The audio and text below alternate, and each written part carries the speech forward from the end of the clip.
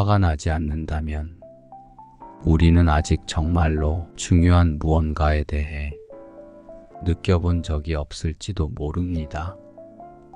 화는 우리 마음속 깊은 곳에서 일어나는 강한 신호입니다. 하지만 그 화를 어떻게 다스리고 어떻게 긍정적인 에너지로 전환할 수 있을까요? 오늘은 그 답을 찾아가는 이야기를 해보겠습니다. 내가 가장 소중하게 생각하는 사람과 크게 다퉜던 순간이 있나요? 그때 느꼈던 그 화, 그 좌절감, 그 감정 뒤에는 사실 어떤 감정이 있었을까요? 화는 단순한 감정의 폭발이 아닙니다. 그것은 우리의 기대, 사랑, 그리고 소중한 무언가를 지키려는 마음에서 비롯됩니다.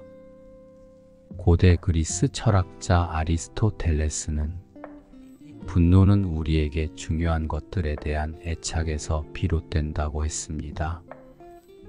즉, 우리가 화를 낸다는 것은 그만큼 소중한 것을 지키고 싶다는 것입니다.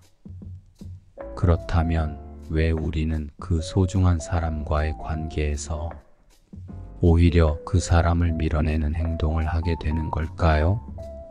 이것이 바로 오늘 우리가 함께 풀어가야 할 문제입니다.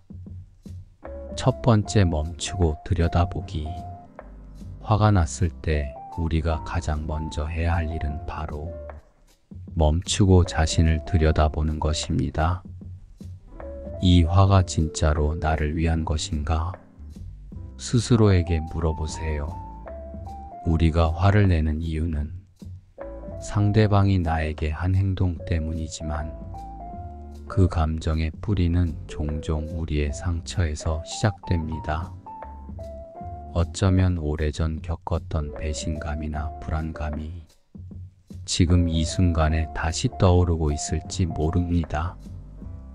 에픽테토스는 이렇게 말했습니다. 모든 사건은 우리가 해석하는 방식에 따라 다르게 받아들여진다. 상대방의 행동을 우리가 어떤 눈으로 해석하느냐에 따라 화는 우리를 덮치기도 하고 반대로 우리를 더 현명하게 만들 수도 있습니다. 그러니 화가 났을 때 잠시 멈추고 그 감정 뒤에 숨겨진 진짜 이유를 들여다보는 것이 중요합니다. 상대방의 말 한마디가 나를 이렇게 흔드는 이유는 무엇일까요? 그 답을 찾는 순간 우리는 화가 아닌 성장으로 나아갈 수 있습니다. 두 번째, 상대방의 시선을 빌려보기. 가장 화가 나는 순간이 언제였나요? 바로 상대방이 내 마음을 이해하지 못할 때입니다. 그런데 놀랍게도 우리 역시 종종 상대방의 마음을 이해하지 못합니다. 화를 내는 순간에는 상대방의 입장을 전혀 고려하지 않게 되죠. 미국의 작가 스티븐 코비는 이렇게 말했습니다. 상대방을 진정으로 이해하기 전까지는 우리는 결코 그들을 변화시킬 수 없다. 가장 쉬운 길은 화를 낼 때마다 상대방의 입장이 되어 보는 겁니다. 그 사람이 어떤 상황에 처해 있는지 그들의 감정과 생각을 이해하려고 노력해 보세요. 어쩌면 그들의 행동은 전혀 다른 이유에서 비롯되었을 수 있습니다. 우리가 알지 못하는 그들만의 고민이 있을지도 모르죠. 그들의 시선을 빌려 바라보는 순간 그 사람을 새로운 시각으로 이해하게 될 것입니다. 세 번째, 용서와 이해의 힘. 화는 종종 우리가 상대방을 용서하지 못할 때 가장 커집니다. 누군가의 작은 실수나 잘못된 말 한마디에 큰 상처를 받았을 때 우리는 그 감정을 가슴속에 묻어 두려 합니다. 하지만 이럴 때일수록 용서와 이해의 힘이 필요합니다. 넬슨 만델라는 이렇게 말했습니다.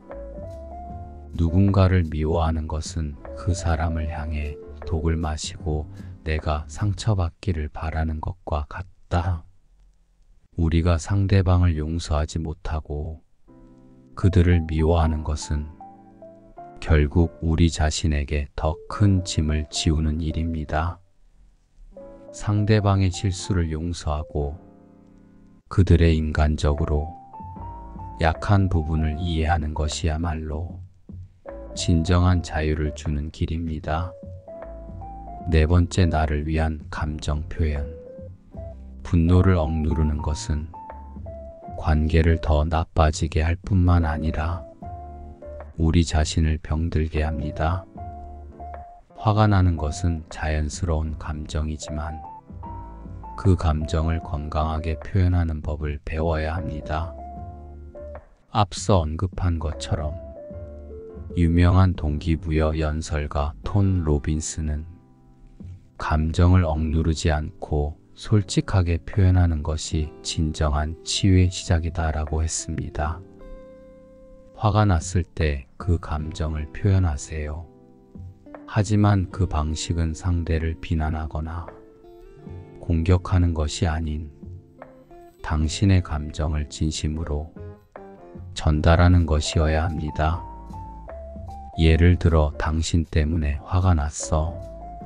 대신 이 상황이 나에게는 너무 힘들어라고 말하세요.